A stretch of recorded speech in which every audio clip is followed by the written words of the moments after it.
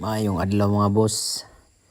Niya karon mag-repair ta sa atong tubo kay nadusdusan atong mainline gikan sa tuhang kuan, gikan sa atong source ani nga atong refilling. Mayo gani kay nakadatag pang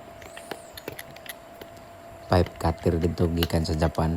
Dana na mga boss. Wow. Numero 1 nga ako ana kanang hose kay nadusdusan man sa inahan kay nagbungay siya ba. Wato nang gawas ang tubig.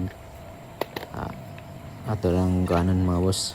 Neta magtawag to biro kay kabalo naman tani pod. At least ka magkuhan kag water refilling. Kabaon na kag kuhan sa mga tubo.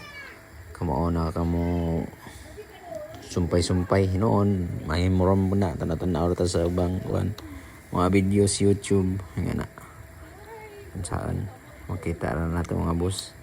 Nga na ang kuhan para di gud siya mag-leak.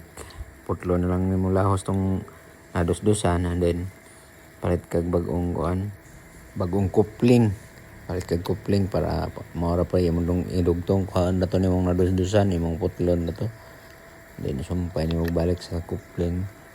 No, nakagasto pa ta og kuan 95 maning coupling mga boss nga uno nga size. And then sa pa kapalit po ko gamay tubo kay di man kaabot mga boss. Putol na jadi man nimo mabira kay na man sila myuta ng mga tubo na. Parang ayuhon ra gyapon nato mga boss. Ka boss unsa imong pamaagi kung mag-leak imong hose? Comment down below.